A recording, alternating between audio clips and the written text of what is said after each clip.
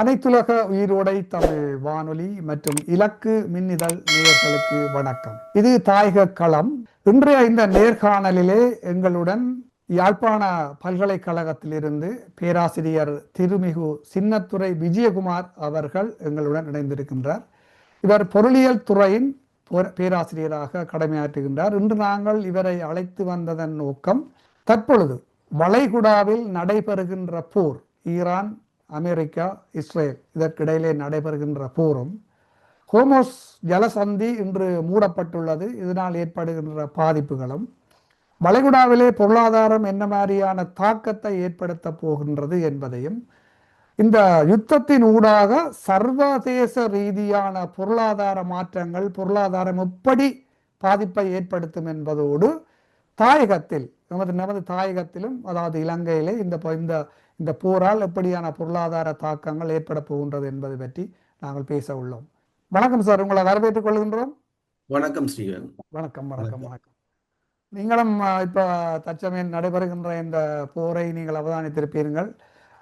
இன்று 12வது நாள் இந்த போர் தொடங்கி பல மாற்றங்கள் நடைபெற்றிருக்கின்றன. முக்கியமாக இந்த ஹோமோஸ் ஜலசந்தியில் இப்பொழுது 2 கப்பல்கள் இன்று தாக்கப்பட்டுள்ளதாக அறிகின்றோம். இந்த போர் தொடங்கிய நேரத்தில் எண்ணெய் விலை ஒரு பேரல் $70 இருந்தது. இப்பொழுது கூடி $130 கிட்ட வந்துட்டுது. இப்படியே போனால் இதனுடைய தாக்கங்கள் எப்படி இருக்கும் என்பது பற்றியும், மற்ற பொருளாதார ரீதியாக சர்வதேச ரீதியாகவும் இலங்கை தாயகத்திலும் இது எப்படியான தாக்கத்தை ஏற்படுத்த போகின்றது என்பது பற்றி நாங்கள் ஒரு ஆய்வு ஒன்று செய்வோம். நீங்கள் பேசுங்க. வணக்கம். இன்றைய உலகளாவிய சூழலில் நாங்கள் எல்லோரும் பேசுகின்ற ஒரு விஷயமாக இருப்பது இந்த ஈரான், அமெரிக்கா, இஸ்ரேல் இடையிலான யுத்தம். ஏனென்றால் இந்த யுத்தம் ஒவ்வொரு உலகத்தில் உள்ள மூலையில் உள்ள ஒவ்வொரு தனிநபரையும் ஏதோ ஒரு வகையில் பாதிப்பு ஏற்படுத்தக்கூடியதாக இருப்பதனால் இது தொடர்பில் எல்லாரும் பேசிக்கொள்கின்றார்கள். நீங்கள் கேட்டீங்கள், என்ன மாதிரியான இந்த இம்பேக்ட் எவ்வாறு இருக்கும், இலங்கையிலும் உலக அளவிலும் எவ்வாறு இருக்கும் என்று கேட்டிருந்தீர்கள். உண்மையிலேயே இந்த ஈரான் மீதான இந்த அமெரிக்கா மற்றும் இஸ்ரேலின் யுத்தம் என்பது நீண்ட காலமாக, இப்போ சமீப காலமாக நாங்கள் எதிர்பார்த்த ஒரு விடயமாக தான் இருக்கின்றது. இப்போ இந்த மத்திய கிழக்கு அல்லது மேற்காசிய பகுதிகள் எப்பொழுதும் ஒரு டென்ஷன் மிக்க பிரதேசங்கள் தான். இன்றைக்கு அல்ல, பல காலங்களாக பார்த்தீங்கன்னு சொன்னால் அது 73 காலப்பகுதியில் இஸ்ரேல் அராப் இஸ்ரேல் யுத்தம் ஒன்று நடந்தது. அதே போல 79ஆம் ஆண்டு ஈரானிய புரட்சியில யுத்தம் நடந்தது. இது எப்பொழுதும் டென்ஷன் மிக்க. பிறகு நாங்கள் ஈராக் மீதான அமெரிக்காவின் படையெடுப்பு என்று நாங்கள் தொடர்ந்து சிரியா மீதான, அப்போ நாங்கள் பார்க்கின்ற போது இது ஒரு டென்ஷன் மிக்க பகுதியாக இருக்கின்ற ஒரு பிரதேசம். அதே நேரம் உலக அளவில் உலகத்துக்கு தேவையான எண்ணெய் வளத்தை நிரம்ப செய்கின்ற பிரதேசமாக இருந்து வருகிறது. ஆகவேதான் இது முக்கியத்துவம் உடைய ஒரு பிரதேசமாக கருதுவதற்கும் அமெரிக்கா ஆதிக்கம் செலுத்துவதற்குமான காரணம் அந்த எண்ணெய் வளத்தில் இருந்து தான் ஆரம்பிக்கிறோம். உண்மையிலே அதுதான் மிக முக்கியமான காரணம். 2வது காரணம், ஏனைய நாடுகளை கட்டுப்படுத்த வேண்டும், ஆசிய நாடுகள் உட்பட அந்நிய நாடுகளை கட்டுப்படுத்த வேண்டிய ஒரு முக்கியத்துவம் அமெரிக்காவுக்கு இருப்பதனாலே அதன் ஆதிக்கம் அந்த மத்திய கிழக்கிலே இருப்பதை நாங்கள் நீண்ட காலமாக அவதானிக்கக்கூடியதாக இருக்கின்றது. இப்ப தற்சமயம் இப்ப 12 நாட்கள் நினைக்கின்றேன், தற்சமயம் ஏற்பட்ட இந்த யுத்த கால பகுதி காரணமாக இப்ப இழப்புகள் மிக கடுமையாக இருப்பதாகத்தான் உணரப்படுகிறது. இது எவ்வாறு இருக்கும் என்பது, அல்லது எவ்வாறு உலக அளவில் தாக்கம் செலுத்த போறது என்பது எவ்வாறு தீர்மானிக்கப்படும் என்றால், இது எந்த அளவு காலம் இது செல்ல போகின்றது என்பதெல்லாம் தங்கி இருக்கின்றது. இது ஒரு மாதத்தை கடக்குமா, அல்லது 6 மாதமா, அல்லது 1 வருஷமா என்பதுதான் முக்கியமான விஷயமா இருக்கின்றது. இந்த யுத்தம் மிக குறுகிய இந்த 2-3 கிழமைக்குள்ள நிறுத்தப்படுமா இருந்தால் மீண்டும் உலக பொருளாதாரத்தில் ஒரு பிரச்சனை இல்லாமல் பொருளாதாரங்கள் வளர்வதற்கான சாத்தியங்கள் இருக்கு. அதில் பிரச்சனை இல்லை. ஆனால் இந்த யுத்தம் தொடர்பாக இருந்தால் ஒரு 6 மாதம் அல்லது அது தொடர்ந்து தொடர்பாக இருந்தால் பாரியளவான இழப்புகளை உலக பொருளாதாரம் எதிர்நோக்க வேண்டி வரும். ஏனென்றால் நான் ஏற்கனவே சொன்ன மாதிரி ஆயில் சப்ளைல, க்ரூட் ஆயில் சப்ளைல மிக முக்கியமான பிரதேசமாக இருப்பது இந்த மத்திய கிழக்கு அல்லது மேற்காசிய நாடுகள். அப்ப இந்த யுத்தத்தின் காரணமாக உங்களுக்கு தெரியும், ஹோமோஸ் நீரிணை அது ஓமான் கல்ஃபையும் பெர்சியன் கல்ஃபையும் இணைக்கின்ற அந்த நீரினை வந்து முழுமையாக இப்பொழுது ஈராக்கினுடைய கட்டுப்பாட்டுகள் தான் இருக்கின்றது. ஈராக்கின் கட்டுப்பாட்டு. அப்ப அதனூடான எந்தவித போக்குவரத்தும் ஈரானுடைய கட்டுப்பாட்டு ஈரான் ஈரானோட கட்டுப்பாட்டில் இருக்கின்றது. இப்ப எந்தவித போக்குவரத்தும் அதனூடாக செய்வதற்கு ஈரான் இப்போது அனுமதிப்பதில்லை என்று கூறியிருக்கின்றது. அதற்கேற்ற மாதிரி பல கப்பல்கள் வந்து தாக்கப்படுவதாகவும் கூறப்படுகின்றது. அப்ப அதே நேரத்தில் இன்னொரு விஷயத்தை நான் சொல்ல வேணும். இங்கால நாங்கள் ரெட் சி எடுத்தோம் என்று சொன்னால் ரெட் சீயிலும் இப்பொழுதும் இப்போ ஆபத்து மிகுந்த பிரதேசமாக தான் இருக்கு. மிக ரிஸ்க் இருக்குது. ஏனென்றால் அங்கு ஈரானின் ப்ராக்சி கூதியினா போராளிகள் அங்கே தாக்கங்களை செலுத்தி கொண்டிருக்காங்க. அப்ப பாத்தீங்கன்னு சொன்னால் அதுக்குள்ளால நாங்கள் எங்களோட சப்ளை செய்யணும்னு சொல்லக்கூடிய உணவு ஒயில் விநியோகம் என்பது மிக கடுமையாக பாதிக்கப்பட்டிருப்பதை நாங்கள் காணக்கூடியதாக இருக்கிறது. அப்ப ஒயில் விநியோகம் என்பது உங்களுக்கு தெரியும், ஏசியா பொறுத்தவரையில India, China, South Korea, Japan பெற்றுமளவு கல்ஃபெத்தான் நம்பி இருக்கு தங்கள் எண்ணெய் வளத்துக்கு. அப்ப இந்த எண்ணெய் வளத்தை நம்பி இருக்கின்ற போது இந்த எண்ணெய் சப்ளை தடுக்கப்படுகின்ற போது அவற்றினுடைய பிரதிபலிப்புகள் எங்களுக்கு முழுமையாக தெரியும். அதனுடைய ஒரு கட்டமாக தான் இன்றைய பார்த்தீங்கன்னா உலக அளவில் பார்த்தீங்க என்றால் ஐரோப்பிய நாடுகளும் சரி, ஆசிய நாடுகளிலும் சரி, எண்ணெய் விலை வந்து அதிகரித்து விட்டது. அதே கேஸின் விலையும் அதிகரித்து விட்டது. அப்ப இப்பொழுதே மக்கள் வந்து சிறிய ஒரு பனிக்குள்ள வந்துட்டார்கள். இப்பவே உலக அளவில் வந்துட்டார்கள். அந்த பனிக் வெளிப்படையா இன்னும் எக்ஸ்போஸ் பண்ணப்படல. ஆனால் பனிக்கு வந்துட்டார்கள் என்றால் விலை கொஞ்சம் அதிகரிச்சிருது. இந்தியாவில் பார்த்தீங்கன்னு சொன்னால் பல உணவகங்கள் மூடப்படுற நிலைக்கு இருக்குது. பல விஷயங்கள் கேஸுக்கு வந்து கியூ வந்திருக்குது.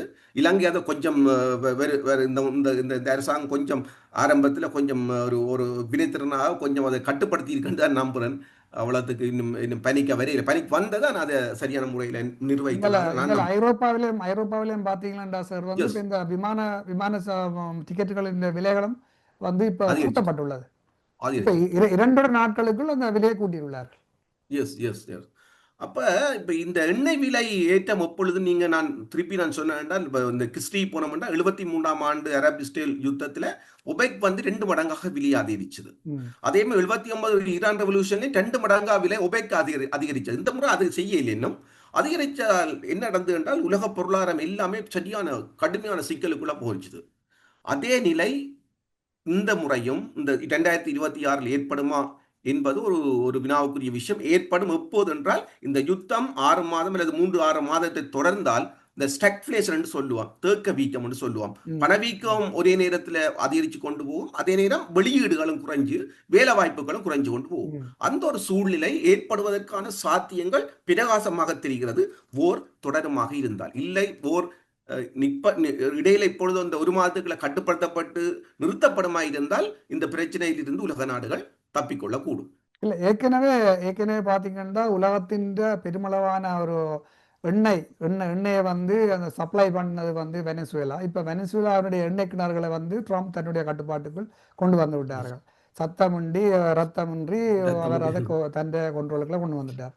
அதே போன்று ஈரானையும் ஒரு கட்டுப்பாட்டுக்கு கொண்டு வரலாம் என்று அவர் எடுத்த கணிப்பு வந்து தவறாகிவிட்டதோ என்று அவர் கூட இப்ப யோசிக்கிற அளவுக்கு வந்துட்டார். என்னன்னு சொன்னா நேற்றும் சொல்லியிருக்கின்றார், ஈரான்ல இனி ஒன்றும் அடிக்கிறதுக்கு ஒன்றும் இல்லை, அதாவது விழுந்தாலும் மீசையில் மண் ஒட்டவில்லை என்பதுதான் நான் சொல்லுவோம் தமிழில். ஈரானுடைய இனி அடிக்கிறதுக்கு ஒன்றும் இல்லை, நான் எப்போ வேணுமென்றாலும் நான் இந்த சண்டையை நிறுத்தலாம் என்று ட்ரம்ப் சொல்லுகிறார். அப்ப அமெரிக்கா சைட்டால செனட்டர் அவர்கள் வந்து அவர்களுக்கு பிரஷரை கொடுத்து கொண்டிருக்கின்றார்கள். ஆனால் அமெரிக்கா யுத்தத்தை நிறுத்த வேண்டும் என்று சிந்திக்கின்ற அதே நேரத்தில் வந்து ஈரானுடைய பக்கத்தாலே வந்து இந்த சண்டை இந்த போரை நீண்ட காலத்துக்கு இழுக்க வேண்டும் என்ற திட்டத்தை அவர்கள் வகுத்துக் கொண்டிருக்கின்றார்கள். இதுல இன்னொரு விடயம் என்னென்றால், இந்த எண்ணெய் வளம் அங்கு நிப்பாட்டப்படும் பொழுது இந்த எண்ணெயால் சம்பாதிக்க போறது என்று யார் என்று பார்த்தீர்கள் சொன்னால் ரஷ்யா, நோர்வே இரண்டும் பெரிய எண்ணெய் வளம் கூடிய நாடுகள். அப்ப இவர்களுடைய எண்ணெய் இப்பொழுது மார்க்கெட்டுக்கு வரப்போகின்றது.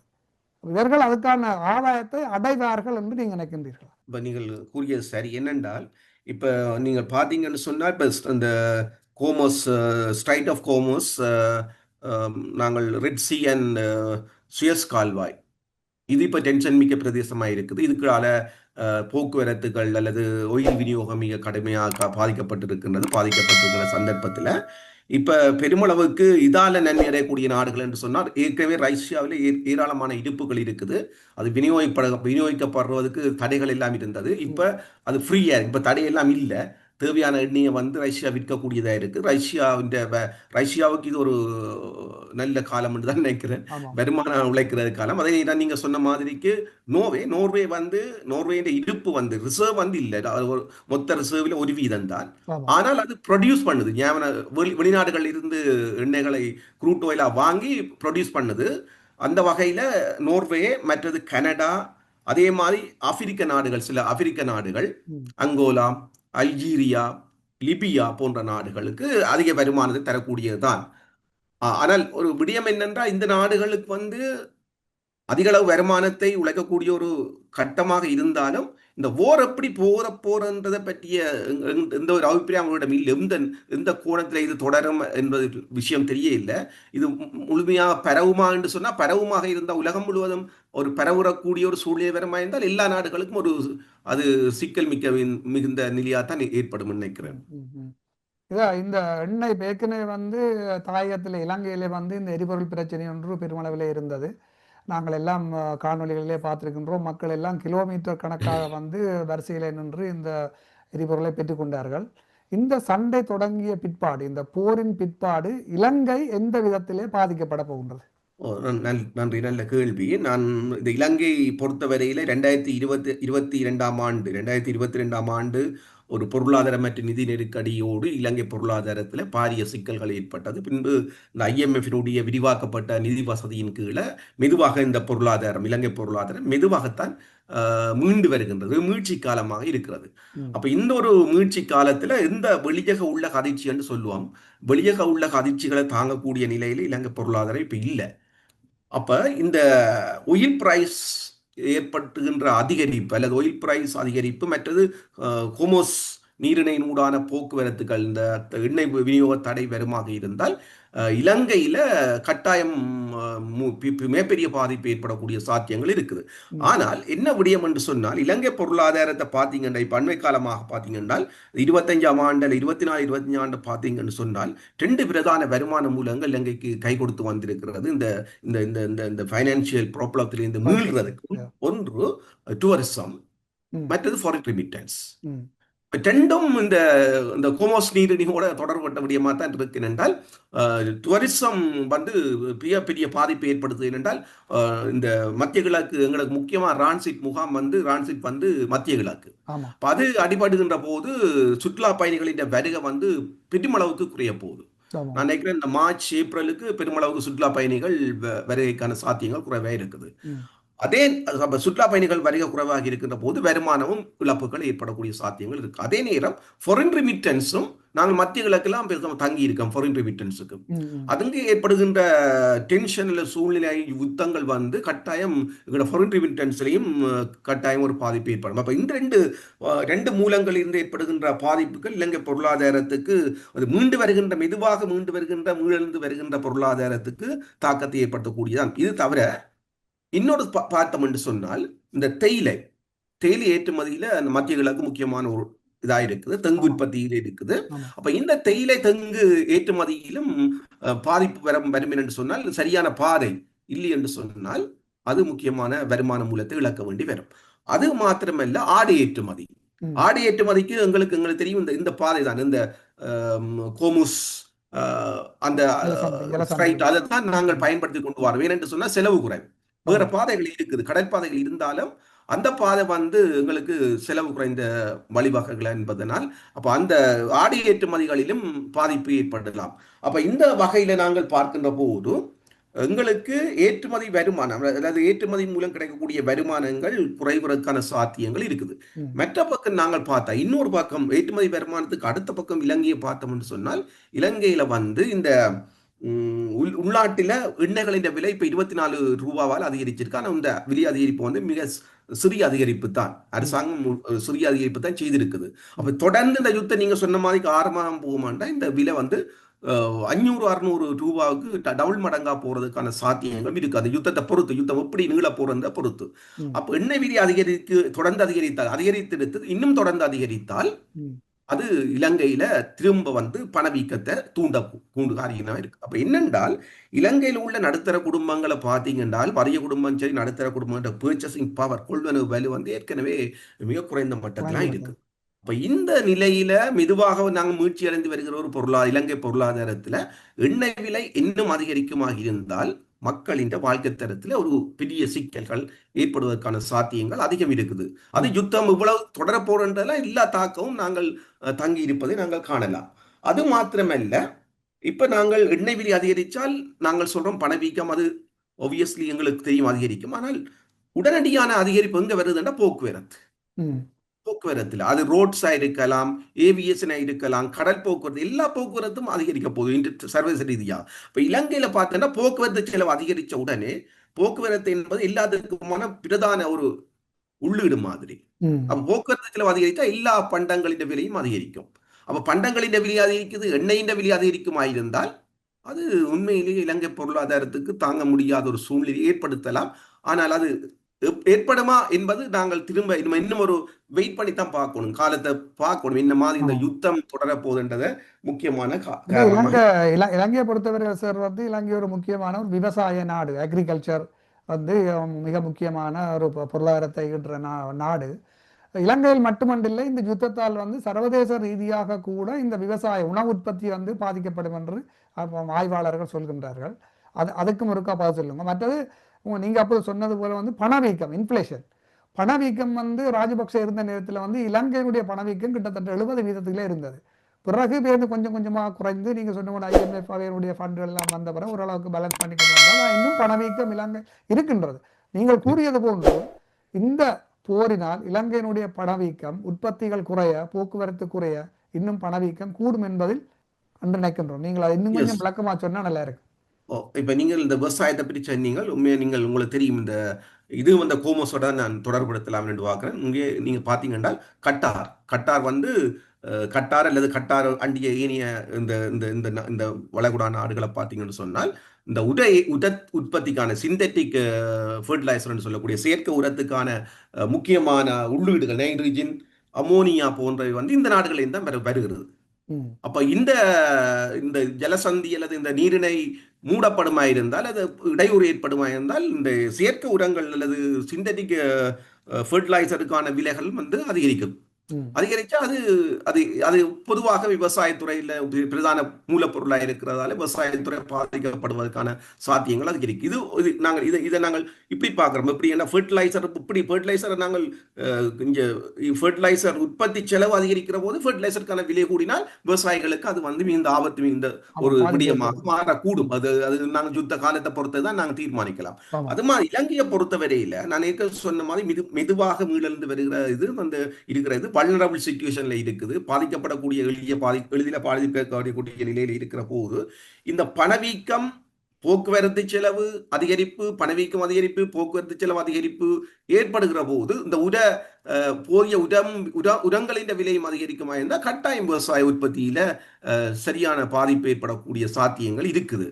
அப்ப இது தொடர்பில் அரசாங்கம் வந்து முன்னெச்சரிக்கை நடவடிக்கையாக இப்பொழுதே அதுக்கான திட்டங்களை தீட்ட வேணும். இப்பொழுதே இந்த இந்த இந்த வகையான போர்ல இருந்து வரக்கூடிய இதை சொல்ற வெளியக அதிர்ச்சி என்று சொல்லுவாங்க, எக்ஸ்டர்னல் ஷாக் என்று சொல்லுவாங்க. இது வெளியக அதிர்ச்சியால் இருந்து எப்படி இலங்கை பொருளாதாரத்தை பாதுகாக்க முடியும் என்பதை இப்பவே திட்டமிட வேணும். திட்டமிட்டால் தான் யுத்தம் தொடர்கின்ற போது அந்த பாதிப்பை வந்து தடுக்க ஆட்டில் நான் பாதிப்பை வந்து குறைக்க முடியும் என்பதுதான் என்னுடைய இதாக இருக்கின்றது, முக்கியமான கருத்தாக இருக்கின்றது. இப்போ இந்த போரால வந்து இப்போ மத்திய கிழக்கினுடைய பொருளாதாரம் பெரிய அளவிலே சரிய போகின்றது. எண்ணெய் உற்பத்தி நாடுகள் இப்போ பார்த்தீங்கன்னு சொன்னால் இப்போ ஈரான் வந்து எண்ணெய் குதங்களை எல்லாம் அடித்துக் கொண்டிருக்கின்றார்கள். சவுதி அரேபியா, கட்டார், மற்ற பஹ்ரைன் போன்ற நாடுகளில் எண்ணெய் குதங்களையும் அடித்துக் கொண்டிருக்கின்றார். ஏற்கனவே அமெரிக்காவினுடைய இந்த ஏர் டிஃபென்ஸ் சிஸ்டம் எல்லாம் வளைகுடாவில் இருக்கின்ற அத்தனையும் அடித்து முடித்து விட்டார்கள். இப்பொழுது எண்ணெய் குதங்களை நோக்கி அடித்துக் கொண்டிருக்கின்றார்கள். ஈரான் சொல்லுவது என்னன்னு சொன்னால், நீங்கள் அமெரிக்காவினுடைய பேஸை உங்கள் நாட்டிலே வைத்திருக்கின்றபடியால் தான் நாங்கள் அடிக்கின்றோம், உங்களுடன் எங்களுக்கு ஒரு பிரச்சனையும் இல்லை. அப்படி பார்க்கும் பொழுது இப்போ வளைகுடா நாடுகளுக்குன்னு ஒரு பொருளாதார ரீதியாக பெரிய ஒரு சரிவை ஏற்படுத்த போகின்றது அல்லவா? உண்மையில் என்னென்று சொன்னா இப்ப இந்த மேற்காசிய நாடுகள் நாங்கள் இதை சொல்றோம். நாங்கள் மேற்காசிய நாடுகள், இது வளைகுடா நாடுகள், மிடில் ஈஸ்ட் சொல்ற நாடுகள். இந்த மிடில் ஈஸ்டில் உள்ள நாடுகள் வந்து தங்களுடைய பொருளாதாரத்தை இந்த எண்ணெயில தான் தங்கி இருக்குது. தங்களோட வருமானமே எண்ணெயில தான். எண்ணெய் எண்ணெய் தான் அவை இந்த மூலம், வருமான மூலம். மூலம். ஆமா. அப்ப அது அந்த எண்ணெய் மூலங்கள் வந்து தாக்கப்படுகின்ற போது, அல்லது எண்ணெயை விற்க முடியாது, பாதைகள் மூடப்படுகிற போது, அவர்களால எதுவும் செய்ய முடியாத இந்த பொருளாதாரம் பாதிக்கப்படும். அதுல மாற்று கருத்து இல்ல. அது நேரடியா பாதிக்கப்படும். எந்தவித இதுவும் இல்லாம. அதே நேரம் அடுத்த மாதிரி நீங்க சொன்ன மாதிரிக்கு ஒவ்வொரு அவையின் இலக்குகள், முக்கியமாக பொருளாதார இலக்குகள், அரசியல் இலக்குகள் அல்லது இராணுவ இலக்குகளை தாக்குகின்ற போது அந்த தாக்கத்தை தாக்கம் வந்து மிக பாரியதா நாங்கள் இந்த வீடியோக்களை பார்க்கிற போது பாரிய அளவாக தான் இருக்குது. பதிந்து மீண்டு வருவது என்பது மிக கஷ்டமா இருக்கும் என்று சொன்னால் இது நாங்கள் 12 நாள் யுத்தம் நினைக்கிறோம் இது வரைக்கும். அப்ப இது ஒரு மாதம் நீண்டு அது அங்கால போகின்ற போது பாதிப்பு வந்து நாங்கள் அது எப்படி சொல்ல முடியும் என்று தெரியல. பாதிப்பு இவ்வளவு ஏற்படும் என்றதை நாங்கள் கணக்கிட முடியாத பாதிப்பாக தான் இருக்கும். அது பொருளாதார ரீதியாகவும் சரி, அரசியல் ரீதியாம் அந்த பாதிப்பு மாறும். என்னென்னா இப்ப நான் நினைக்கிறேன் என்னென்று சொன்னால் ஜெய்சங்கர் எங்கட Indian foreign minister, Indian foreign minister ஒரு சொன்ன ஒரு கருத்து எனக்கு இதாகிறது என்னென்றால் உலகளாவிய ரீதியில பார்த்தீங்கன்னா அந்த பனிப்போர் காலத்திலே ரெண்டு சக்திகள் இருந்தது. ஒன்று சோவியத் யூனியன், மற்றது அமெரிக்கா. பனிப்போர் காலம் இருந்தது. அந்த பனிப்போர் முடிஞ்ச 90களில் முடிஞ்சது பிறகு அமெரிக்கா தான் ஒரு வல்லாதிக்க சக்தியாக தீர்மான சக்தியா இருந்தது. ஆனால் இப்பொழுது இவர் சொல்ற கூட்டின்படி இது காலம் மாறிவிட்டது. இப்பொழுது காலம் மாறிவிட்டது. இனிமேல் ஒரு நாடு ஒரு குரூப் வந்து ஆதிக்கம் செலுத்துவது என்பது இனிமேல் சாத்தியம் இல்லை. பல நாடுகளும் ஆதிக்கம் செலுத்தக்கூடிய ஒரு சூழல், பொருளாதார சூழல் அல்லது அரசியல் சூழல் தான் இருக்குது என்று. அப்ப நான் பார்க்கிறேன் என்று சொன்னால் இந்த நேரம் இந்த யுத்தத்தில் அமெரிக்கா தோற்றால் அமெரிக்கா அல்லது இந்த யுத்தத்தை நிறுத்திவிட்டு போனால் உலக ஒழுங்கிலும் ஒரு மாற்றத்தை நாங்கள் காண முடியும். ஏனென்றால் அமெரிக்காவின் ஆதிக்கம், டொலரின் ஆதிக்கம், அமெரிக்கான் ஆதிக்கம் என்றது டொலரின் ஆதிக்கம் தான். டொலரின் ஆதிக்கம் வீழ்ச்சி அடையும். ஏன் நான் சொல்றேன் என்றால் 70ஆம் ஆண்டு நீங்க பாத்தீங்கன்னா மொத்த ஃபாரின் ரிசர்வ்ல 70% இவங்கள் 72% யுஎஸ் டாலர். இன்றைக்கு நான் இன்றைய தேதியில பார்த்தோம்னா கிட்டத்தட்ட 56% தான் இந்த ஃபாரின் ரிசர்வ் அவையின் ஆதிக்கம். அப்ப எங்களுக்கு தெரியுது இதுதான் இப்ப அமெரிக்கா உள்ள பிரச்சனை. இதுதான் தங்களுடைய டொலரின் ஆதிக்கம் குறைஞ்சு கொண்டு போறதுதான் இந்த யுத்தத்துக்கான முக்கியமான காரணமாக இருக்கிறது. இந்த பெட்ரோல் டாலரை பற்றி கேள்விப்பட்டிருப்பீங்க. அந்த ஆதிக்கம் வரை குறைஞ்சு கொண்டு போகுது. இப்ப இவர் ஜெய்சங்கர் சொன்ன மாதிரிக்கு பல வெளிநாட்டவர்கள் கருதுவது போல இந்த டொலரின் ஆதிக்கம், அமெரிக்காவின் ஆதிக்கம் இல்லாமல் போய் பல சக்திகள் டொமினன்ட் கண்ட்ரீஸாக வருவதற்கான சாத்தியங்கள் கொஞ்சம் தெரியுது, முளிரமாய் இருக்குது. அது கிட்டத்தட்ட சைனா, இந்தியா போன்ற நாடுகள் மிக்க டொமினன்ட் கண்ட்ரீஸாக வர்றதுக்கு அரசியல் ரீதியாக பிரிக்ஸ் நாடுகள் வந்து ஏற்கனவே பிரிக்ஸ் உருவாக்கிட்டாங்க. நீங்க பாத்தீங்க என்று சொன்னால் யுவான்ல, இந்தியன் ருபீஸ்ல வந்து வர்த்தகம் நடக்குது. யுஎஸ் டாலருக்கு பதிலாக வர்த்தகம் நடக்க துவங்கி இருக்கு. எஸ்.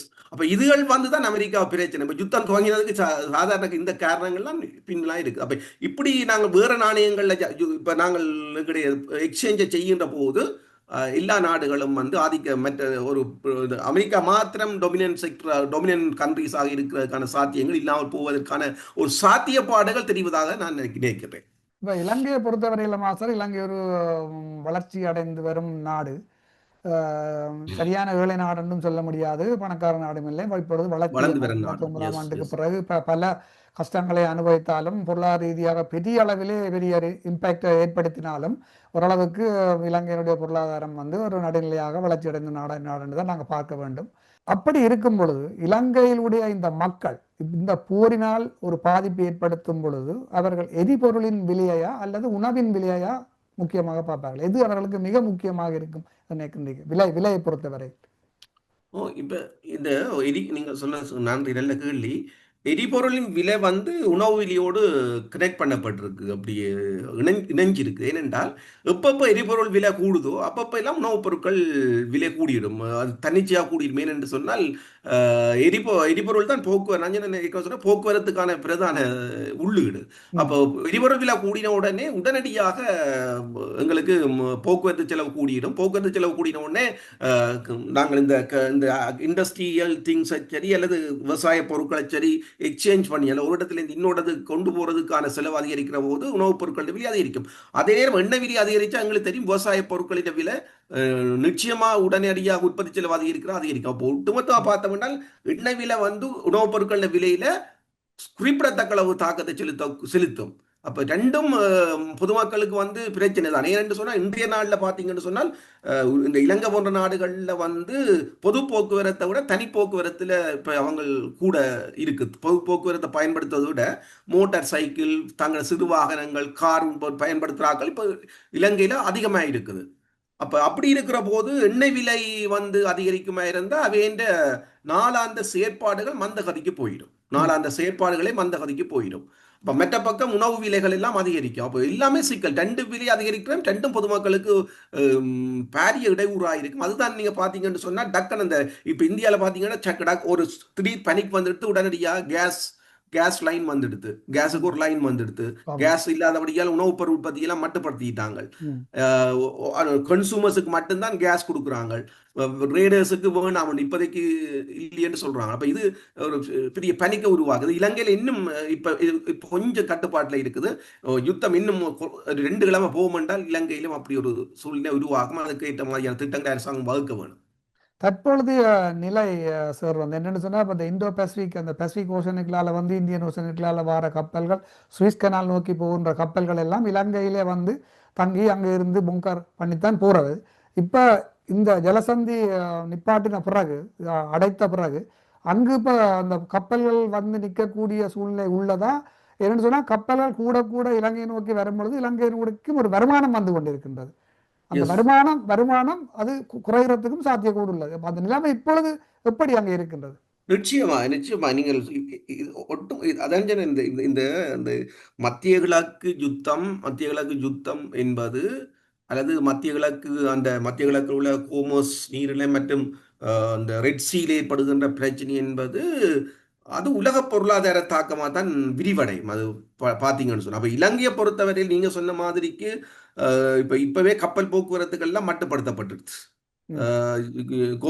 கோமுஸ் சரி அல்லது ரெட் சி சரி அல்லது சுயஸ் கால்வாய் அப்ப அந்த அது மட்டுப்படுத்தப்பட்டுகின்ற போது இலங்கையில அந்த பிரதிபலிப்புகள் அல்ல தாக்கம் வந்து கட்டாயம் தெரியும். ஒரு வழி இல்லை. அது இலங்கைக்கு பல வழிகளில் பாதிப்பு ஏற்படும் இந்த காலப்போக்கில்.